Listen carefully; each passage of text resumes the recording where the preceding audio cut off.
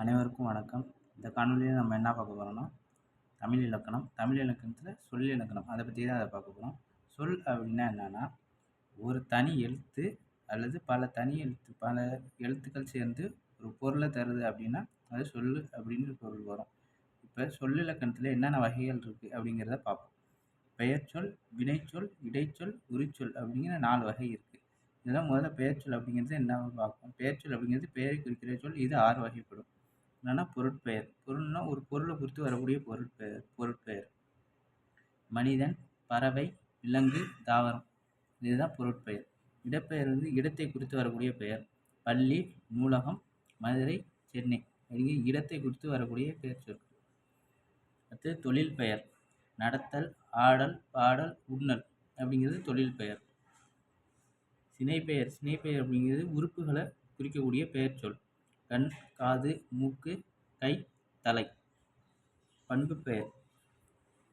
பண்புங்கிறது அளவு, வடிவம், சுவை, குணம் இப்படிங்கிற 4 அடிப்படையாக கொண்டு வரக்கூடிய பெயர் சொல். அது என்னென்னா கருமை, செம்மை, வெண்மை. இது எப்படி இருக்குன்னா, இது வடிவத்தை அடிப்படையாக கொண்டு இருக்கு இந்த பண்பு பெயர் சொற்கள். இது காலப்பெயர். காலப்பெயருங்கிறது வருடம், ஆண்டு, நேரம் அப்படிங்கிறத குறிக்கக்கூடிய பெயர் சொற்கள். இது எடுத்துக்காட்டு என்னன்னு பார்த்தீங்கன்னா, நேரம், ஆண்டு. அடுத்தது வினைச்சொல். வினைச்சொல்ங்கிறது வினை அப்படிங்கிறது செயலை குறிக்கக்கூடிய சொல். வினைச்சொல் எத்தனை வகைப்படுதுன்னா 2 வகைப்படுது. அது என்னன்னா எச்சம், முற்று. எச்சம் அப்படிங்கிறது என்னன்னா, ஒரு சொல் முழுமையாக பொருள் தராமல் மிஞ்சி நிற்பது. இது 2 வகைப்படும். அது என்ன வினை எச்சம், பெயரெச்சம். வினையெச்சம். வினையெச்சம் அப்படிங்கிறது முழுமை பெறாத ஒரு வினைச்சொல். அதுதான் வினையெச்சம் அப்படிங்கிறது. எடுத்துக்காட்டு என்னன்னா நடந்து, பார்த்து, கேட்டு. வினையெச்சம் எத்தனை வகைப்படும் அப்படின்னா 2 வகைப்படும்.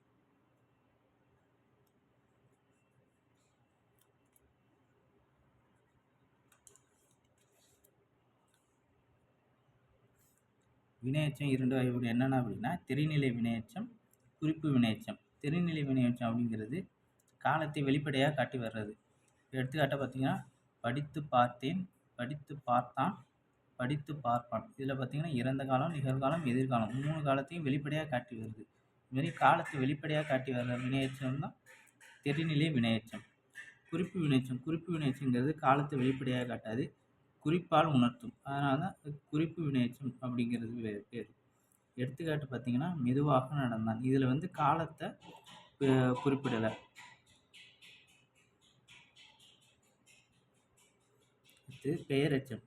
பெயரெச்சம் அப்படிங்கிறது அது முழுமை பெறாத பெயர் சொல். அதுதான் பெயரெச்சம் அப்படிங்கிறது. இதுவும் 2 வகைப்படும். அது என்னன்னா தெரிநிலை பெயரெச்சம், குறிப்பு பெயரெச்சம். எடுத்துக்காட்டு பார்த்தீங்கன்னா நடந்த, பார்த்த, சிரித்த. இதுதான் பெயரெச்ச சொற்கள்.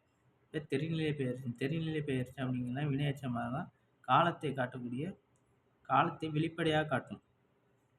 எடுத்துக்காட்டு பார்த்தீங்கன்னா படித்த மாணவன். இப்போ அந்த வினையெச்ச சொல்லுக்கு பின்னாடி ஒரு சொல் இருக்கு பார்த்தீங்கன்னா, இந்த எச்ச சொல்லுக்கு பின்னாடி பெயர் சொல் வருது அப்படின்னா அது பெயரெச்சம். அந்த எச்ச சொல்லுக்கு முன்னாடி வினை சொல் வருது அப்படின்னா அது வினையெச்சம். இப்போ இதில் பார்த்தீங்கன்னா படித்த மாணவன், படிக்கும் மாணவன், படிக்கின்ற மாணவன். இதில் பெயர் சொல் வருது. 3லையுமே காலத்தை காட்டுது. பார்த்தீங்கன்னா இறந்த காலம், நிகழ்காலம், எதிர்காலம் 3 காலத்தையும் வெளிப்படையாக காட்டுது.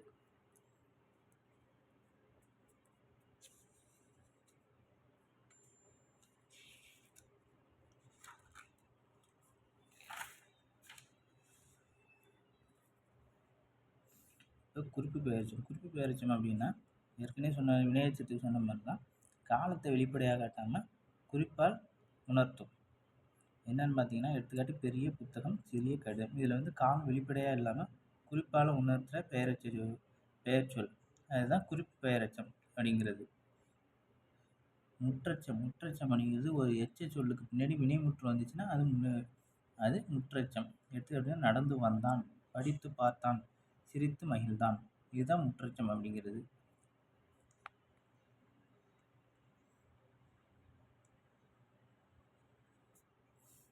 அடுத்து வினைமுற்று. வினைமுற்று அப்படின்னா ஒரு முற்று பெற்ற வினைச்சொல். அதுதான் வினை வினைமுற்று அப்படின்னு சொல்லுவாங்க. இப்போ எடுத்துக்காட்டு பார்த்தீங்கன்னா, நடந்தான், சென்றான், வென்றான். இது பார்த்தீங்கன்னா, இந்த சொல் வந்து முற்று பெற்ற வினைச்சொல்.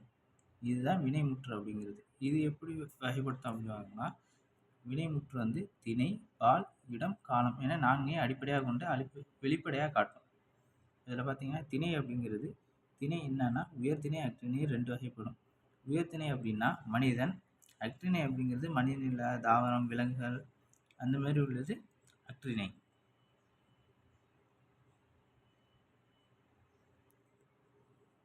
அடுத்தது பால். பால் அப்படிங்கிறது ஆண்பால், பெண்பால், ஒன்றன்பால், பலர்பால், பலவின்பால் அப்படிங்கிறது குறிக்கும். அடுத்து இடம். இடம் என்னன்னா தன்மை, முன்னிலை, படர்க்கை. இது 3 தான். இது பேர் மூவிடங்கள் அப்படின்னு பேர். அடுத்தது காலம். இறந்த காலம், நிகழ்காலம், எதிர்காலம். இது எல்லாருக்குமே தெரிஞ்ச ஒன்று தான். எடுத்துக்காட்டு பார்த்தீங்கன்னா, வென்றான். வென்றான் அப்படிங்கிற வினைமுற்று சொல் இருக்கு. இப்போ வென்றான் அப்படிங்கிறதுல பார்த்தீங்கன்னா, இதில் ஆண்பால். வென்றான் ஆண்கிற விகுதி வருதா, இதில் வந்து ஆண்பால் இருக்கு. வென்றான் அப்படிங்கிறதுல இறந்த காலம். இதில் வந்து மூவிடங்களில் வந்து முன்னிலைங்கிற இடம் வருது. உயர்த்திணை, அதாவது மனிதனை பொறுத்து வரக்கூடிய வினைமுற்று சொல்லுங்கிறதுனா உயர்த்திணை. இது இப்போ பார்த்தீங்கன்னா, ஆண்பால், இறந்த காலம், முன்னிலை, உயர்த்திணை. இது 4ஐயுமே அடிப்படையாக கொண்டு வருது பார்த்தீங்கன்னா இந்த வினைமுற்று சொல். அதுமாதிரி செய்வான். செய்வாங்கிற சொல்லையும் பார்த்தீங்கன்னா ஆண்பால் வருது. காலம் எதிர்காலத்தை குறிக்கிறது. மூவிடத்தில் வந்து முன்னிலைங்கிற இடத்தை குறிக்குது. உயர்திணை திணையில் வந்து உயர்திணையை குறிக்குது. இது மாதிரி திணை, பால், இடம், காலம் 4ஐயுமே குறித்து வரும் வினைமுற்று.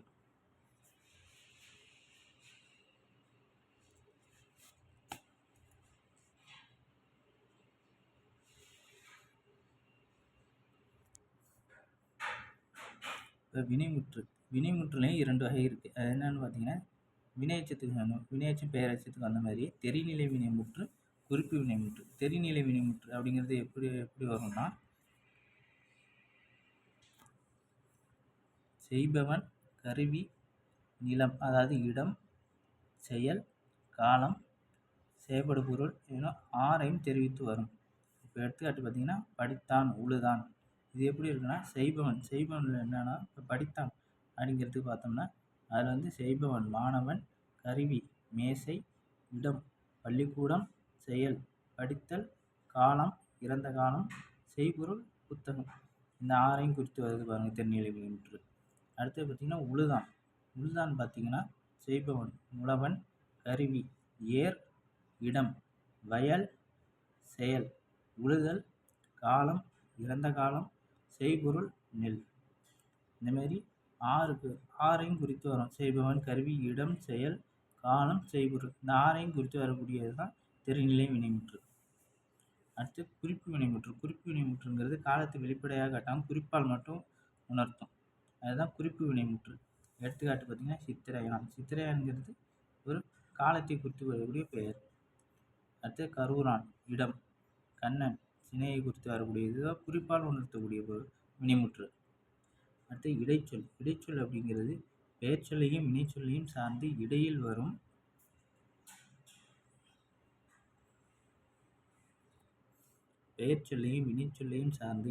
வரும் சொற்கள்.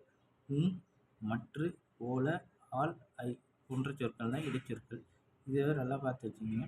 இந்த சொற்கள்லாம் எந்த சொல்லுக்கு இடையில வருதோ அதெல்லாம் இடைச்சொல் சொற்கள். பார்த்தீங்கன்னா, அண்ணனும் தம்பியும் இதில் உங்கிற விகுதி வந்திருக்கு. ராமனை பார்த்தான், இதில் என்னங்கன்னா ஐ. இது பார்த்தீங்களா, அண்ணனும் தம்பியும் அதில் உம்மு வந்திருக்கா, இந்த உம்மு இருக்குது. ராமனை பார்த்தான் அதில் என்ன வந்திருக்கு, ஐ வந்திருக்கு. இதில் ஐ வந்திருக்கு.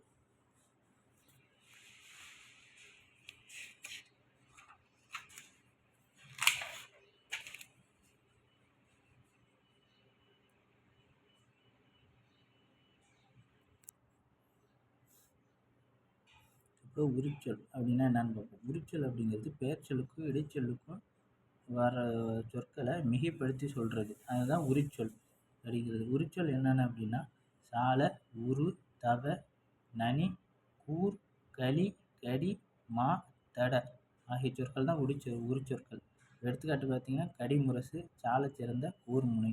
இந்த மாதிரி தான் வரும். இது வந்து உரிச்சொல் தொடர். மேலே பார்த்தது உரிச்சொல், இது வந்து உரிச்சொல் தொடர்.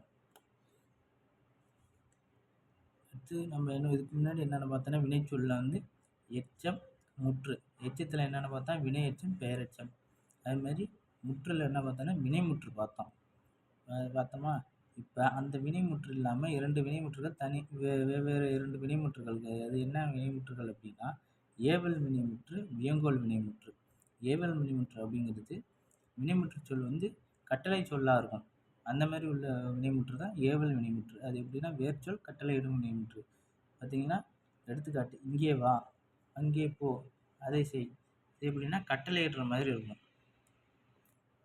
அடுத்தது வியங்கோல் வினைமுற்று. வியங்கோல் வினைமுற்றுனா ஒன்றும் இல்லை, க, கய, இயர் போன்ற விகுதி பெற்று வரக்கூடிய வினைமுற்று சொற்கள்.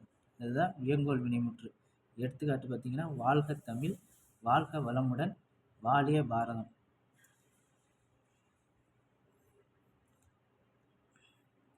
இப்போ வந்து சிரித்த, நடித்த, அமைத்த, வந்து, கொண்டு, பெற்றான், வென்றான், பழனி, கரூரான், மூக்கன், வினாடி, நிமிடம், கேட்டல், ஆடுதல். மூவிடங்கள் என்ன? இதுக்கான ஆன்சர் என்னங்கிறத நீங்கள் கமெண்ட் செக்ஷனில் வந்து கமெண்ட் பண்ணுங்கள். இதில் உங்களுக்கு ஏதாவது சந்தேகம் இருந்தால் அதையும் கமெண்ட் செக்ஷனில் வந்து பதிவு பண்ணுங்கள். நன்றி, வணக்கம்.